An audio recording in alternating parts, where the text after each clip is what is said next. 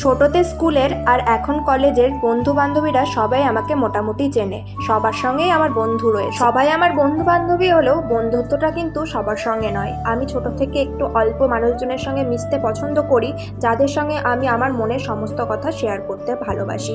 ওই এক গাদা মানুষকে আমি শেয়ার করতে একদমই কোনো কিছু পছন্দ করি না। বন্ধু তো সবাই হতে পারে না। যখন আমি তোমাকে 100% দেবো, তোমারও সেটা দায়িত্ব থাকবে তুমিও আমাকে 100% দেবে।